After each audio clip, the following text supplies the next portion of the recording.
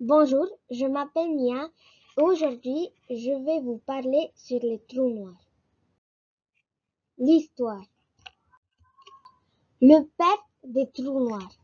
En 1967, le physicien John Archibald Wheeler a inventé le terme trou noir, qui répond plutôt à des astres de corps noirs qui existent dans l'espace et où la gravité est tellement forte qu'elle ne reflète pas la lumière.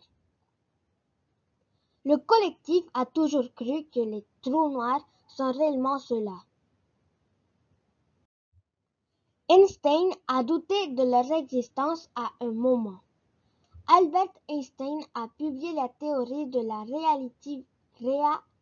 relativité générale en 1915, qui explique le fonctionnement des trous noirs. Cependant, on pense qu'il y a toujours mis doute leur existence.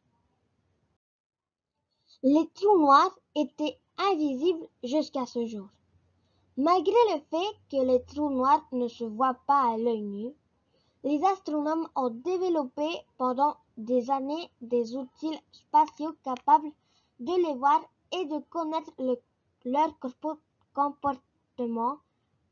Pour cela, le 10 avril 2019 restera gravé dans l'histoire comme l'un des moments les plus importants pour les sciences, car c'est la première fois que l'on a réussi à obtenir une photo d'un trou noir.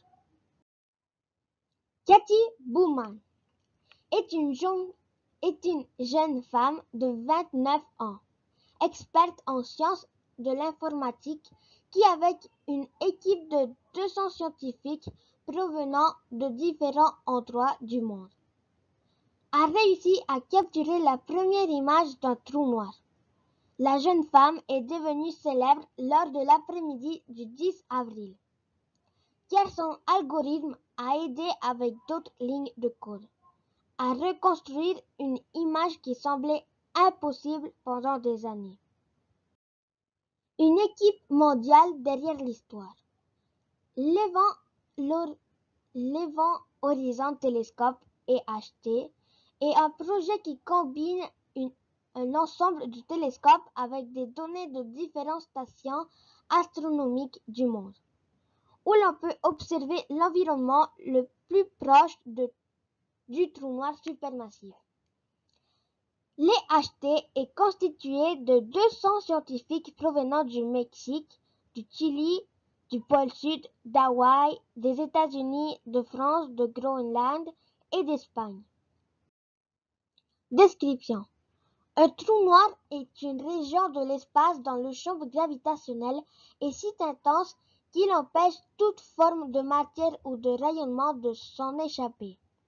Un trou noir est créé après la mort d'une étoile très massive.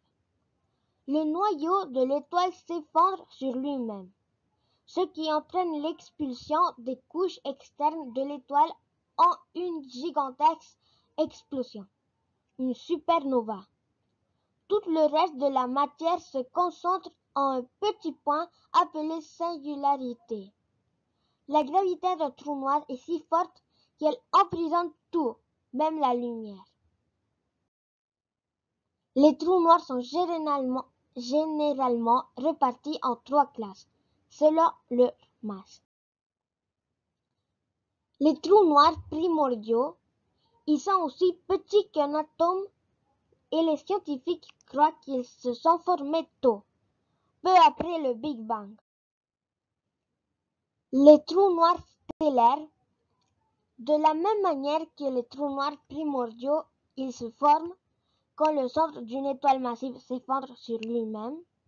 Les trous noirs stellaires sont les plus communs dont la masse est de 10 à 20 fois celle du Soleil. Trous noirs supermassifs.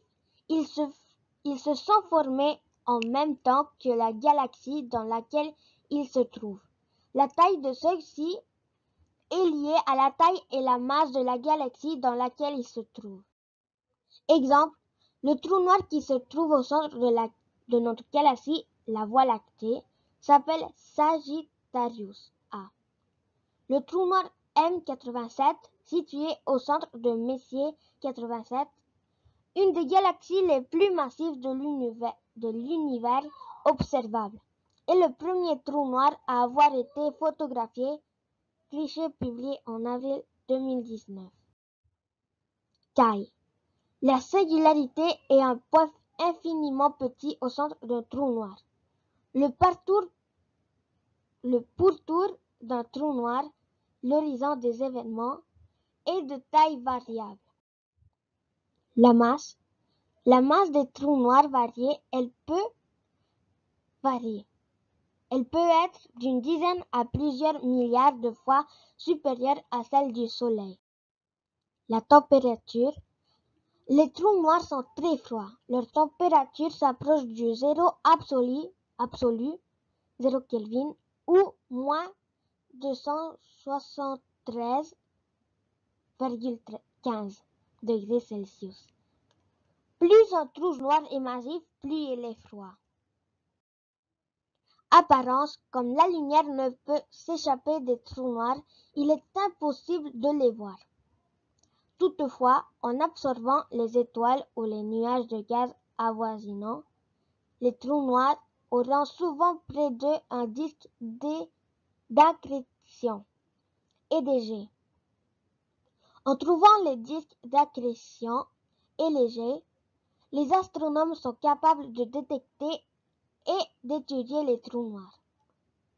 La photo du trou noir M87 a été captée par plusieurs télescopes terrestres, répartis autour du monde qui utilisaient un réseau, constitué un seul et unique télescope de la taille de la Terre, l'Event Horizon Telescope. Emplacement.